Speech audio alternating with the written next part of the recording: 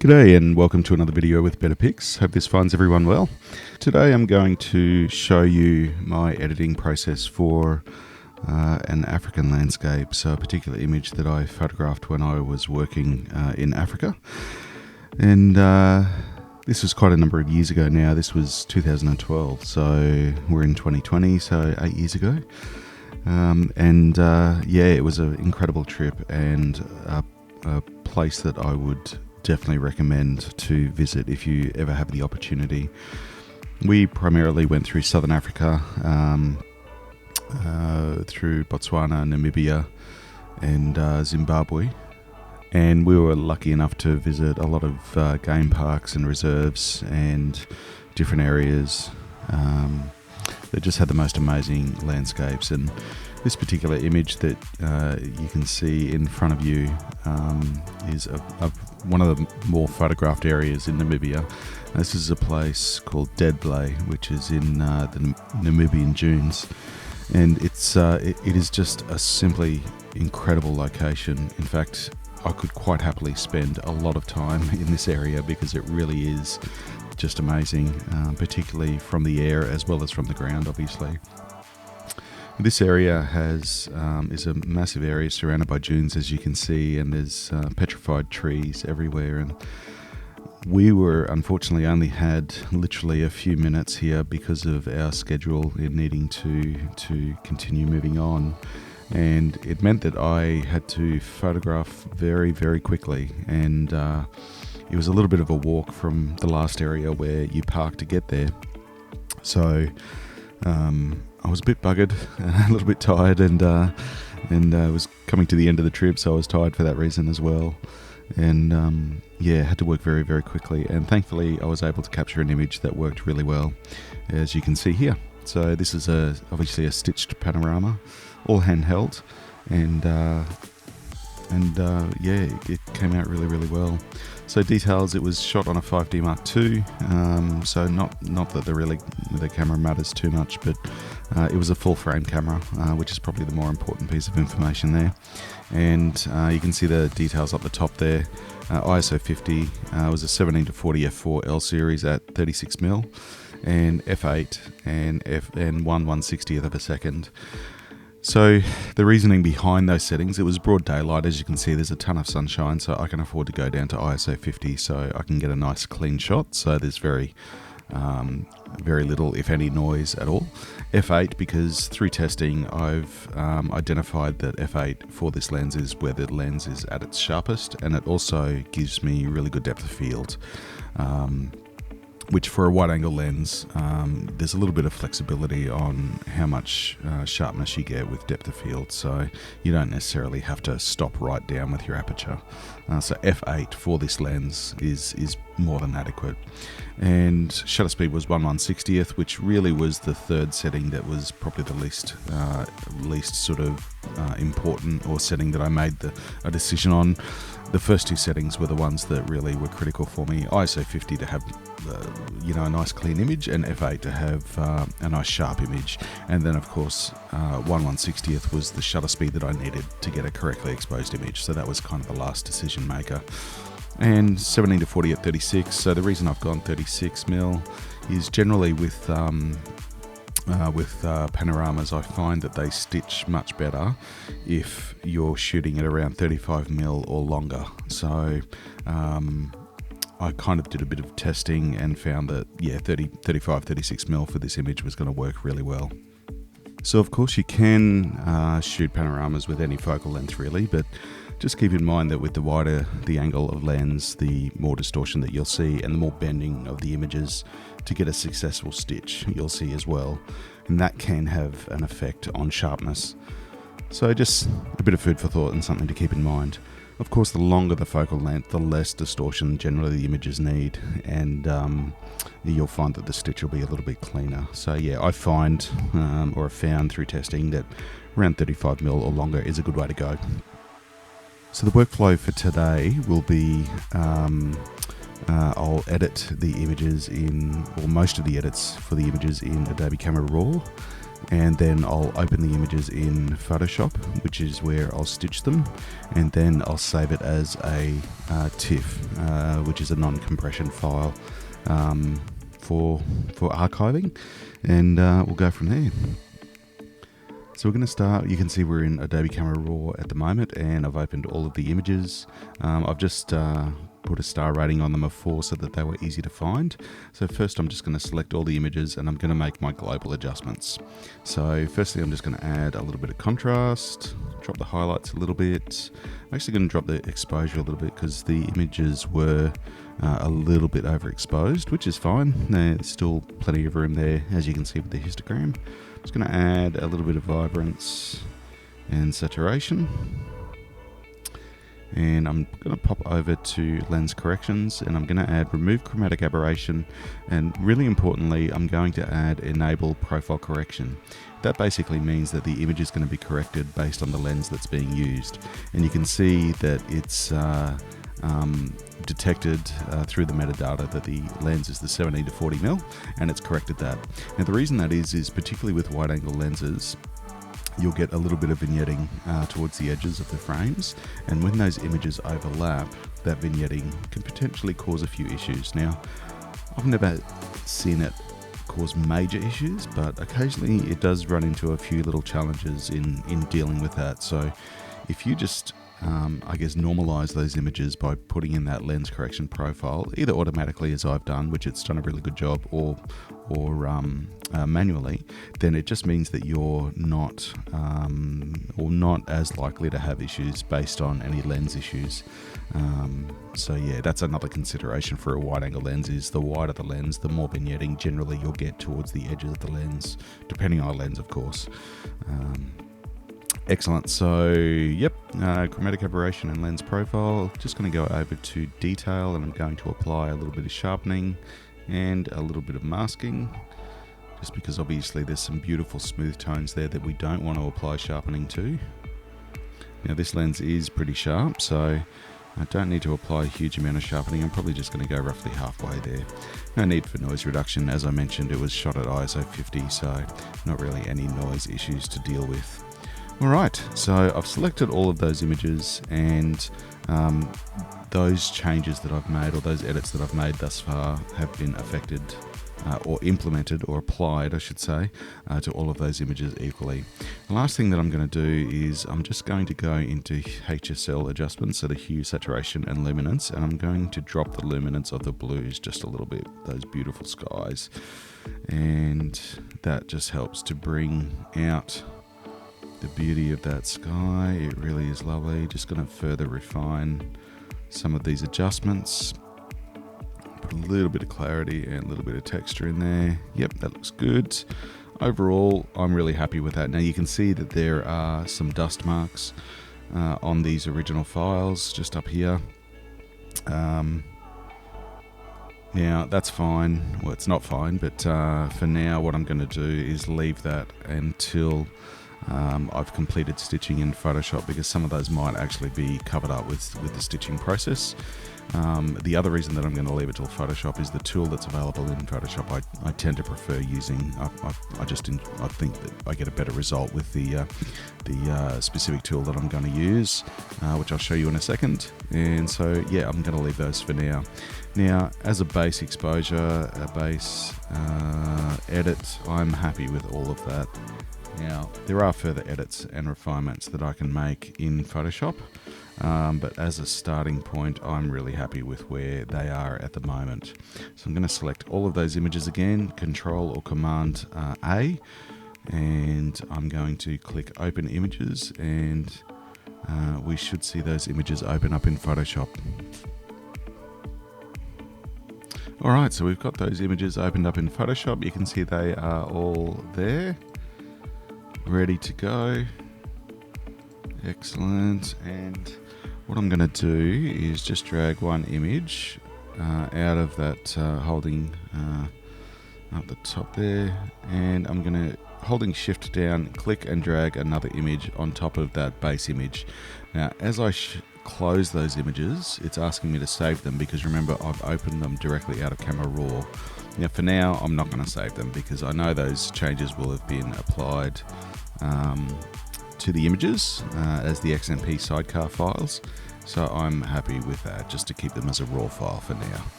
Yeah, that's that one. And lucky last, here we go. Excellent. So all I'm doing is clicking and dragging one photo on top of another one.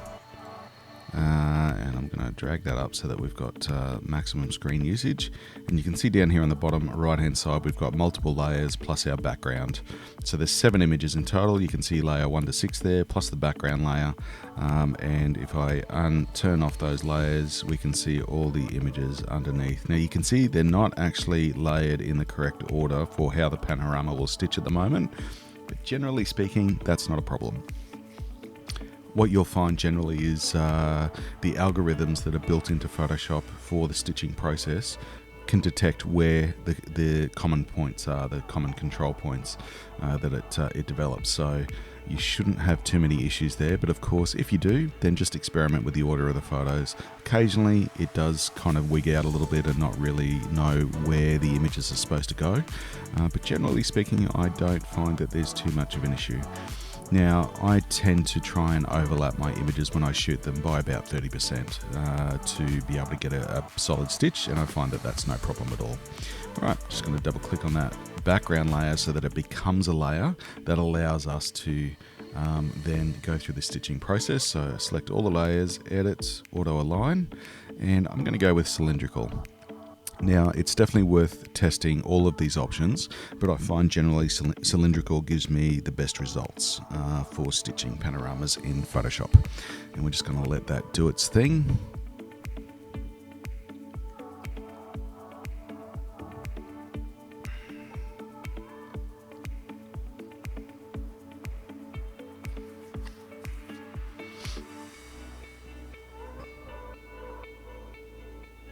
Excellent. All right, you can see that's aligned all the images pretty well, and you can see even with that lens correction, there's still some darkening on the corners there. Now that should be fine because we're going to go through the blend process, and that basically creates masks for each of the images to then have a seamless stitch together. So for now, that's okay. All right, so we're now going to go edit while all those layers, and you can see they've been moved onto a bigger canvas so that they're aligned. What we're going to do now is auto blend, and it's going to ask us, are we doing a panorama or a stacked image? We are in fact doing a panorama, so we're going to hit OK. That'll go through that blending process, and essentially what it's doing is finding the path of least resistance. So it's creating masks to create joins between the images that are going to be seamless and not noticeable. Okay, so it's just going through all of those overlaps and looking for where it can create those masks so that the panorama looks completely clean.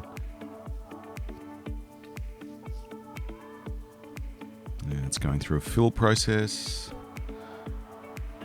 It's actually filling in the outer edges. This is a feature on more recent versions of Photoshop. You can see with the selection there and the marching ants that it's filled in those extra spots so that we're not having to crop the image in. You don't have to do that, but it's definitely worth an option worth trying, especially on an image like this where you've got really clean sort of outer areas, and the content aware fill feature can do a really good job. So you can see all those masks down on the layers on the bottom right hand side of the screen there, and it's done a fantastic job. You can see that there really is no apparent joining anywhere, and it looks fantastic. And that content aware fill seems to have done a pretty good job as well. Of course, if you're printing this really big, it is absolutely worth going through and checking everything much better than I am at the moment. I'm just doing a very quick search, but that all looks totally fine. Now, what I'm going to do to get rid of those marching ants is just Control or Command D. Control D, obviously, if you're on a PC, Command D if you're on a Mac. And I'm just going to look at the image size, and you can see that that now is 16,953 pixels wide by 3,944 high. That is a massive file. and you would have no issue at all to print that really big if you wanted to. Now, first thing I am going to do is I'm actually going to crop the image a little bit, because I want these two trees to be the central subject, all right? And this is a little bit too much on the right-hand side, so I'm just going to crop that in ever so just a little bit. And you can see that now those two trees are roughly on those 2/3 of those intersections. So I'm just going to click yes, and that looks great. I much prefer that framing. If we look at the image size again, we're still at 14,000 pixels wide, which is a huge image file.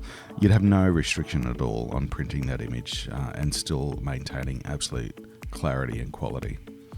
All right, so assuming that we've gone through and done a fine inspection of all of those joins to make sure we're happy with them, what I'm going to do now is select layer and flatten image. And basically what that does, you can see now, it flattens all of those separate layers and just creates a single image. So with all the layers now flattened and obviously the image cropped and everything, what I'm going to do is just show the process of cleaning up the image. Now with digital capture, generally speaking, if your sensor's clean, it shouldn't be too much of a process. But it certainly does remind me of the days when I used to scan film and there was a lot of cleaning up, so obviously with dust and marks and that sort of thing. So generally speaking, the tool that I use is the spot healing brush, which the shortcut is J, particularly for dust that is on the image. And especially in skies, and generally you'll find that the lower your or the smaller your aperture, bigger your aperture number. So when you move up to sort of f8, f11, f16, f22, the higher that aperture number, the more obvious the dust marks become. So that's just a consideration that if you have shot with a higher aperture number or a smaller aperture opening, then you're more likely to see dust if you have it on your sensor.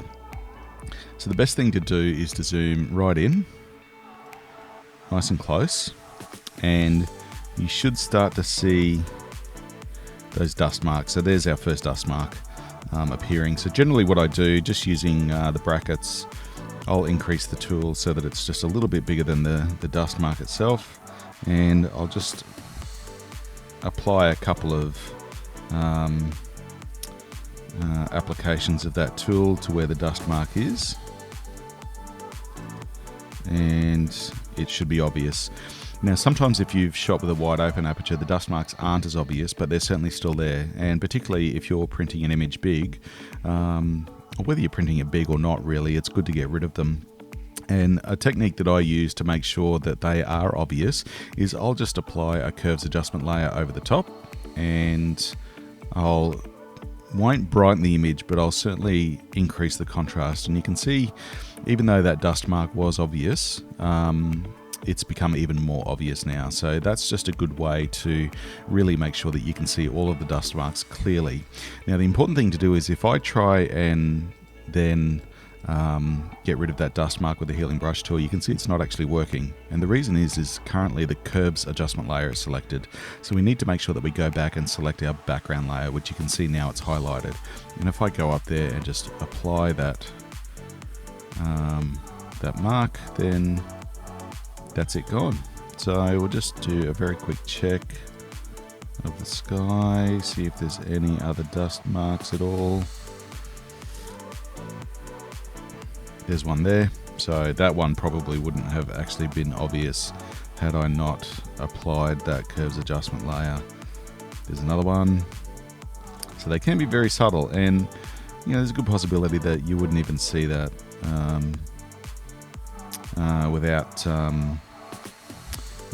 without that curves adjustment. But if you have the opportunity to get rid of one, then absolutely do it.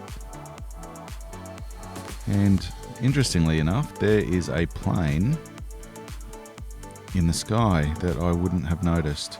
Now it's up to you whether or not you would get rid of something like this. For me, I'm going to, because it's not really going to materially affect the authenticity of the image. But for a landscape like this, I'm happy to get rid of it. Of course, if you want to leave it in, then great, that's a good option as well. So once you're done, as you can see, I've just deleted that curves adjustment layer, and we are back to normal. And yeah, we're good to go. So that image is all but done. And obviously there may be some changes that you want to further make to the image, but in terms of stitching and a quick cleanup of the image, that's a very good base and starting point. And even if you printed this image right now, you would no doubt be very happy with the results. So yeah, happy days. Alright, thanks for stopping in to have a watch of this video. Hopefully it's been helpful in some way. Look forward to seeing you again in the future, and of course if you have any questions, please pop them down in the comments section below. Otherwise, we'll look forward to seeing you, and take care.